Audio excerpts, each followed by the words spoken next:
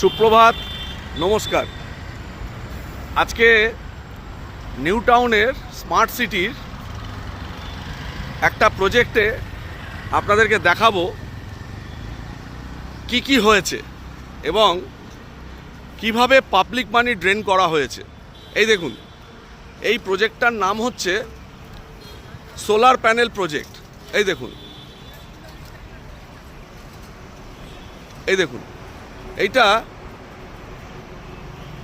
ঠিক আছে বিশ্ববাংলা কনভেনশন সেন্টারের পরে যে যাত্রাগাছি খাল আছে বা বাগজলা খাল, সেই খালের এই যে ওপরে এই দেখুন, এটা হচ্ছে Biswa Bangla convention centre metro station. ওই যে দেখুন বিশ্ববাংলা কনভেনশন সেন্টার দেখা যাচ্ছে। এই যে আমি আপনাকে প্রজেক্টটা আপনাদেরকে এবার একটু দেখাই। এই দেখুন, এটা সোলার পাওয়ার, এই দেখুন প্রজেক্ট। এই যে সোলার প্যানেল বসানো হয়েছে, কেন্দ্র এবং রাজ্য সরকারের স্মার্ট সিটি প্রজেক্টের টাকা ইনভেস্ট করা হয়েছে। আমি কেন এই ভিডিও করছি সেটা আপনাদেরকে বলি। এই পুরো প্রজেক্টটা টেন্ডার হয়েছিল 15 কোটি টাকায়। এই যে দেখুন, 15 কোটি টাকায় টেন্ডার হয়েছে। 34টা কংক্রিট পিলারের ওপরে এই দেখুন আয়রন স্ট্রাকচার করা হয়েছে এবং তার ওপর সোলার প্যানেল লাগানো আছে। এই দেখুন সোলার প্যানেল দেখতে পাচ্ছেন।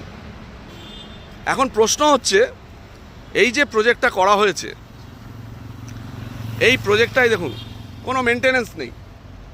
এই দেখুন প্যানেলগুলো ধুলো পড়ে নোংরা হয়ে গেছে, যেটার জন্য সোলার পাওয়ার জেনারেশন ইন্টারাপশন হচ্ছে এবং হওয়াটাই স্বাভাবিক।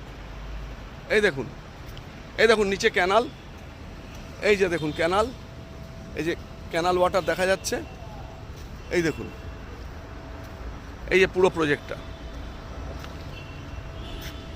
প্রশ্ন হচ্ছে, এই 15 কোটি টাকার টেন্ডারের কারা টেন্ডার পেয়েছে, তাদের ক্রেডেনশিয়াল কি, এবং এই টেন্ডার ভ্যালু অ্যাকচুয়ালি 15 কোটি টাকা আছে কি না, এটাই আমার প্রশ্ন।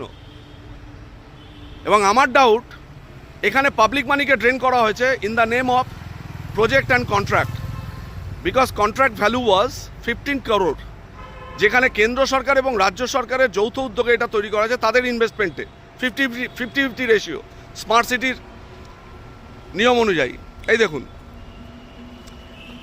আমি এনকেডি এর কর্তৃপক্ষের কাছে জানতে চাই যে আপনারা কেন এটা, এই কন্ট্রাক্টের এস্টিমেট এবং কন্ট্রাক্ট যাদের দেওয়া হয়েছে তাদের ক্রেডেনশিয়াল রিভিউ কেন